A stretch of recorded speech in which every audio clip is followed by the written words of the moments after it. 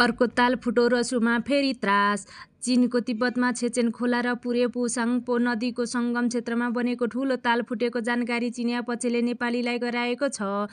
ताल फुटेपछि त्यसको प्रभाव नेपालतर्फको नदी प्रणालीमा पर्न सक्ने भन्दै रसुवा प्रशासनले तटीय क्षेत्रका नागरिकलाई सतर्क रहन आग्रह गरेको छ। रसुवाका प्रमुख जिल्ला अधिकारी नरेन्द्र परिवारका अनुसार चिनिया पक्षबाट ताल फुटेको सूचना प्राप्त भएको हो।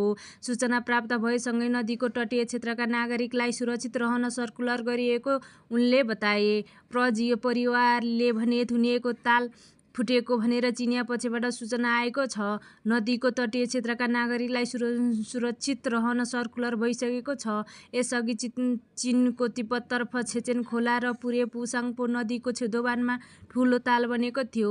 निरन्तर पानी जम्मा हुँदै गएपछि प्राकृतिक बाँध फुट्ने जोखिम बढेको चिनिया पक्षले जनाएको थियो।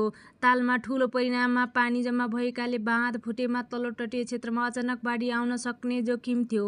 यो घटना नेपालका लागि थप संवेदनशील हुनुको कारण भदौ 10 गते रसुवामा भएको विनाशकारी बाढी पनि हो। त्यस दिन आएको आकस्मिक बाढीले रसुवाको तटीय क्षेत्रमा ठूलो क्षति पुर्याएको थियो। बाढीका कारण मानवीय क्षतिसँगै सडक, पुल, जलविद्युत आयोजना, व्यापारिक संरचना तथा सीमावर्ती क्षेत्रमा रहेका पूर्वाधारमा क्षति पुगेको थियो।